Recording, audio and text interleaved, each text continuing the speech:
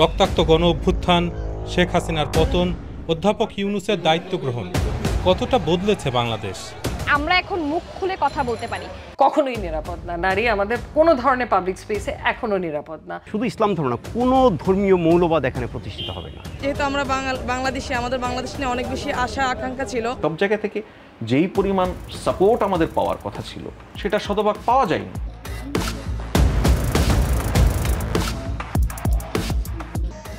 5ই August লোকে লোকারণ্য ঢাকার সংসদ ভবন এলাকা।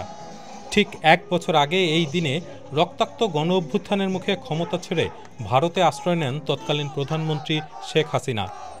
বাংলাদেশে দিনটি 36 জুলাই হিসেবে পরিচিত। আসসালামু আলাইকুম। শেখ হাসিনার পতনের পর অন্তর্বর্তী সরকারের প্রধান হিসেবে দায়িত্ব নেওয়া প্রফেসর ডক্টর মোহাম্মদ ইউনূস অনুষ্ঠানে জুলাই ঘোষণাপত্র পাঠ করেছেন। কপালে পতাকা জড়িয়ে রওজাতুল জান্নাত স্বামী সন্তান সহ 36 জুলাই উদযাপন করতে এসেছেন। গত জুলাইয়ে যে আন্দোলন হলো, গত বছরের জুলাইয়ে, সেই আন্দোলনে কি আপনি অংশ নিয়েছিলেন? আমি অংশ নিয়েছিলাম, আমার ফ্যামিলি সহ আমরা অংশ নিয়েছিলাম। কেন? আমরা আসলে মূলত এই ফ্যাসিস্ট মুক্ত, একটা স্বৈরাচার মুক্ত বাংলাদেশ দেখতে চেয়েছিলাম, তাই অংশ নিয়েছিলাম। তো এখন কি আপনি 1 বছর পর সেটা দেখতে পাচ্ছেন? এখন আসলে বাংলাদেশ নিয়ে অনেক বেশি, যেহেতু আমরা বাংলাদেশে, আমাদের বাংলাদেশ নিয়ে অনেক বেশি আশা আকাঙ্ক্ষা ছিল। যতটা আসলে অ্যাম্বিশন ছিল অতটা অ্যাম্বিশন ফিল আপ হয় নাই। তবে আমরা কথা বলার স্বাধীনতা পেয়েছি আগের চেয়ে অনেক বেশি, মুক্ত চিন্তার অধিকার আমরা স্বাধীনতা পেয়েছি। দীর্ঘমেয়াদে নারীর স্বাধীনতা নিশ্চিতে সংস্কারও আশা করেছিলেন জান্নাত, তবে সেই আশা আজও পূরণ হয়নি। নারী সংস্কার বলতে আমরা বুঝি নারীর স্বাধীনতা, যে নারী তার নিজের মতো চিন্তা করবে, তার ফ্যামিলি থেকে হোক, তার শিক্ষা জীবনে হোক, তার ব্যক্তিগত লাইফে তার মত প্রকাশ হোক, তার ফ্যামিলি লাইফে মত প্রকাশ হোক, বা সমাজে এভরি সেক্টরে একজন পুরুষ যেভাবে সমাজে মত প্রকাশ করতে পারে স্বাধীনভাবে, এরকম যেন নারীও পারে। শুধুমাত্র ধর্মীয় যেই বাধাগুলো দিয়ে নারীকে যেন অবস্ট্রাকল করা না হয়। ঢাকার অদূরে সাভারে জাহাঙ্গীরনগর বিশ্ববিদ্যালয়ে ইতিহাস বিভাগের অধ্যাপক মোহাম্মদ গোলাম রব্বানী অভ্যুত্থানের সময় বলিষ্ঠভাবে শিক্ষার্থীদের পাশে দাঁড়িয়েছিলেন। সে সময় এই চত্বরে তার আবৃত্তি করা একটি কবিতা ভাইরাল হয়েছিল। যে শিক্ষক, বুদ্ধিজীবী, কবি ও কেরানি প্রকাশ্য পথে এই হত্যার প্রতিশোধ চায় না, আমি তাকে ঘৃণা করি। এই মৃত্যু পতাকা আমার দেশ না, এই জল্লাদের উল্লাস মঞ্চ আমার দেশ না। তবে 1 বছর পর তিনি আর 36 জুলাই নিয়ে উৎসাহ পাচ্ছেন না। এ সংক্রান্ত কোনো আয়োজনেও অংশ নেননি।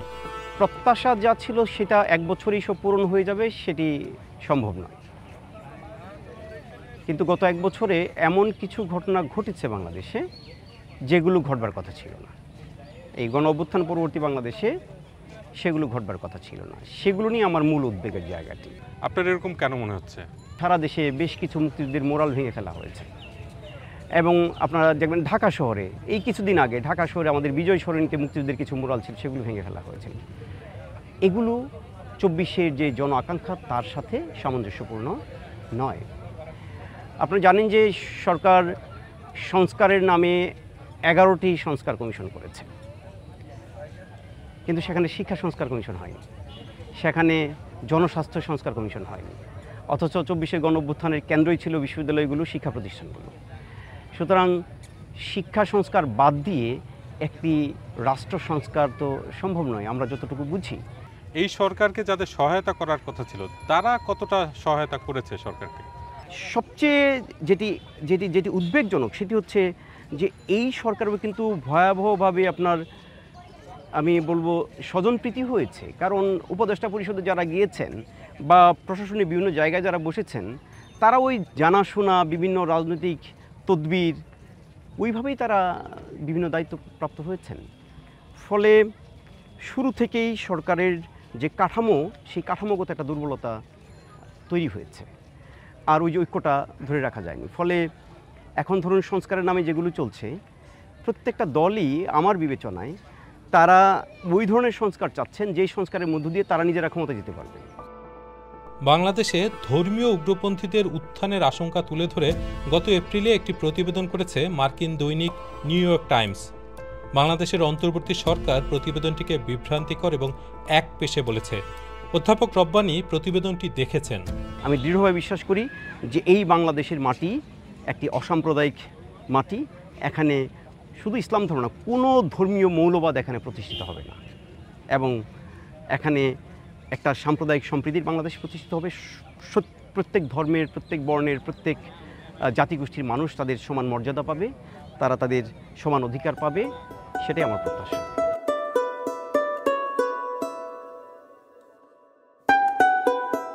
ঢাকার উত্তরায় ডয়চে ভ্যালের সঙ্গে কথা হয় জুলাই কন্যা শায়লা আক্তার শশীর সঙ্গে।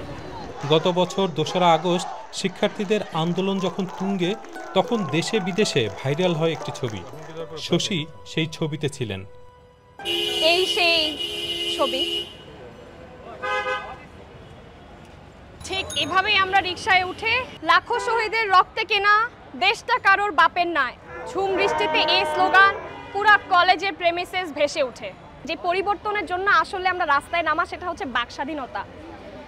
এই যে আমাদের বর্তমান সরকার আছে, ইন্টারিম গভর্নমেন্ট যেটাকে বলে, বা অন্তর্বর্তীকালীন সরকার, আপনি ওনাকে নিয়ে যত ধরনের সমালোচনা করেন না কেন, আপনাকে কোনোভাবে আপনার গুমের শিকার হতে হবে না। এখন আপনাকে বাসা থেকে ধরে নিয়ে যাবে না। এটা আমাদের জন্য অনেক বড় বিষয় যে আমরা এখন মুখ খুলে কথা বলতে পারি, কিন্তু গুণগত যেই সংস্কারের কথা বলবো, ওই সংস্কারগুলো এখনো হয়নি।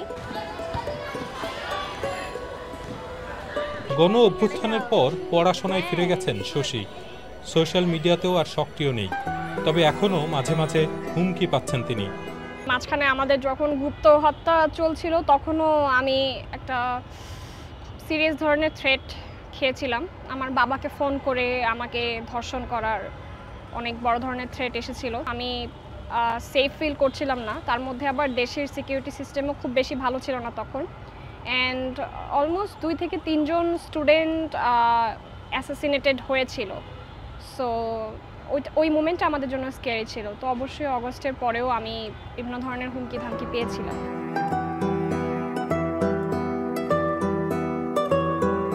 অন্তর্বর্তী সরকার গত 1 বছরে প্রত্যাশা অনুযায়ী আইনশৃঙ্খলা পরিস্থিতি নিয়ন্ত্রণ করতে পারেনি বলে সংবাদ মাধ্যমের প্রতিবেদনে উঠে এসেছে। ফলে নারীদের মনেও বাড়তি ভীতির সঞ্চার হয়েছে বলে মনে করেন ব্যারিস্টার রাসনা ইমাম। বাংলাদেশে কোনো নারী কখনোই নিরাপদ ছিল না। সো কেউ যদি বলে থাকি ইভেন আগের আমলে বা তার আগের আমলে বা কখনোই নিরাপদ না। নারী আমাদের কোনো ধরনের পাবলিক স্পেসে এখনো নিরাপদ না। পাবলিক স্পেস বাদ দেন, এডুকেশনাল ইনস্টিটিউশনসে আমরা নিরাপদ না, কর্মক্ষেত্রে আমরা নিরাপদ না, বাড়ির 4 দেয়ালের মধ্যেও আমরা নিরাপদ না। আর এখন যেটা হয়েছে, এমনিতেই দেশের ল অ্যান্ড অর্ডার সিচুয়েশনটা খারাপ।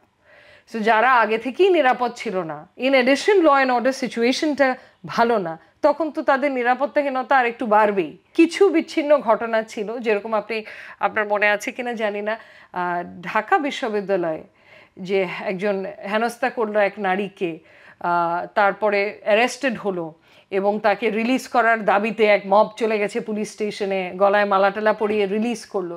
সো এগুলো অত্যন্ত আপত্তিকর, এবং এটাতে আমরা এক্সপেক্ট করেছি যে দ্রুত হলেও সরকারের থেকে একটা রিয়াকশন আসবে। ওটা হলেই কিন্তু that would have been enough. সামরিক বাহিনীর বিষয়টা যদি একটু বলেন, যে তারা এই যে রাজপথে থাকার পরও এরকম একটা সুশৃঙ্খল বাহিনী, যার বিদেশে শান্তি রক্ষার সুনাম আছে, তারা যখন রাজপথে আছে, ম্যাজিস্ট্রেসি পাওয়ার সহ সব ধরনের ক্ষমতা সহ, তারপরেও কেন তাহলে এই পরিস্থিতি? কিছু দূর হলেও আমি তো বলবো হয়তো হতে দিচ্ছে, তাই হচ্ছে। অ্যান্ড হতে দেওয়ার পেছনে একটা কারণ তো আমরা সবাই জানি, যে নিকট অতীতে যে ঘটনাগুলো ঘটেছে, ওনারাও হয়তো একটু হ্যান্ডস অফ থাকতে চাচ্ছে, ওনারা হয়তো বল প্রয়োগ করতে চাচ্ছে না, অ্যাবসলিউটলি ওনাদের কাছে প্রয়োজন না মনে হলে, হয়তো অনেক ক্ষেত্রে প্রয়োজন হলেও করছেন না, বিকজ এই ঘটনাটা যে ঘটেছে, এটা একটা কারণ। আরেকটা কারণ তো আমি জানি না, to be very honest, because ওনারা চাইলে যে ওনারা শক্তভাবে নিয়ন্ত্রণ করতে পারে না, এটা তো আমি বিশ্বাস করি না। বর্তমান অন্তর্বর্তী সরকারকে সামগ্রিকভাবে একটি দুর্বল সরকার মনে করেন অনেকে। ডয়চে ভ্যালের সঙ্গে আলাপকালে রাজনৈতিক বিশ্লেষক এবং জুলাই যোদ্ধারাও সে কথা স্বীকার করেছেন। তবে প্রধান উপদেষ্টার সিনিয়র সহকারী প্রেস সচিব ফয়েজ আহমদ বিষয়টি দেখছেন ভিন্নভাবে। সব জায়গা থেকে যেই পরিমাণ সাপোর্ট আমাদের পাওয়ার কথা ছিল, যে পরিমাণ সক্ষমতা আমাদের অফিসগুলি, আমাদের আমলাতন্ত্র, আমাদের পুলিশ, আমাদের বাহিনীগুলি দেখানোর কথা ছিল, সেটা শতভাগ পাওয়া যায়নি। সুতরাং সেই পয়েন্ট অফ ভিউ থেকে আপনি সরকারকে খানিকটা দুর্বল বলতেই পারেন। আর ব্যক্তিগতভাবে একজন নাগরিক হিসেবে যদি আমি বলি, আমি একটি দুর্বল সরকার পছন্দ করি। আমি এরকম সবল সরকার চাই না যে আমার ঘাড়ের উপর চেপে বসবে।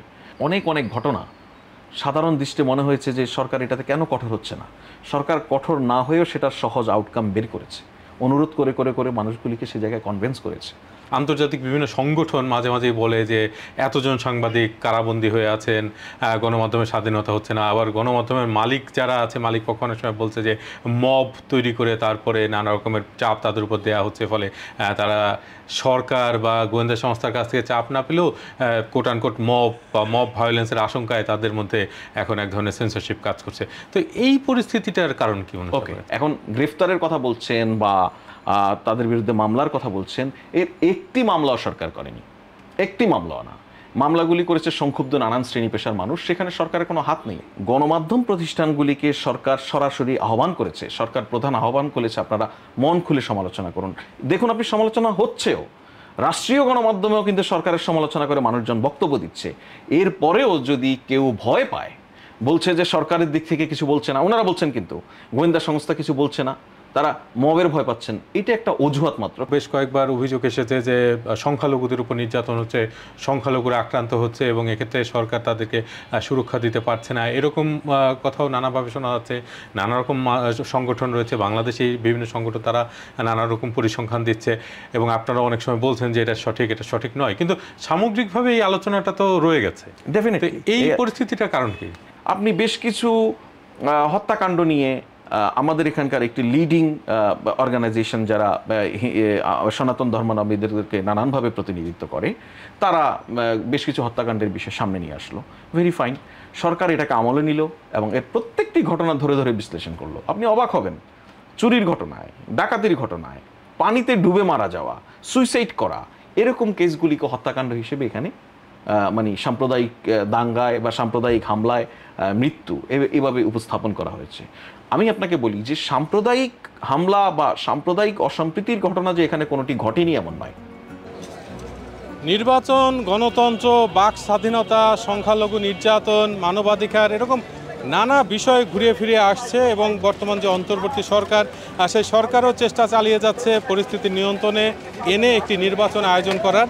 সামনের দিনগুলোতে পরিস্থিতি কি হবে সেটা বলা কঠিন, তবে অনেকেই এখন মনে করছেন যে তাদের বাক স্বাধীনতা ফিরেছে, অর্থনীতি আগের চেয়ে ভালো হয়েছে তারা মনে করছেন। তবে সামনের যে নির্বাচন, সেই নির্বাচনের দিকে তাকিয়ে আছেন অনেকেই। এদিকে অন্তর্বর্তী সরকারের 1 বছর পূর্তির দিন 8 আগস্টকে সংবিধান লঙ্ঘন ও কালো দিবস আখ্যা দিয়েছে আওয়ামী লীগ। জুলাই গণ অভ্যুত্থান ঘিরে যদি কোনো অনুশোচনা বা ক্ষমা চাওয়ার বিষয় থাকে, তাহলে সেটা তারা বাংলাদেশের জনগণের সঙ্গে বুঝবে বলেও জানিয়েছে বর্তমানে রাজনীতিতে নিষিদ্ধ থাকা দলটি।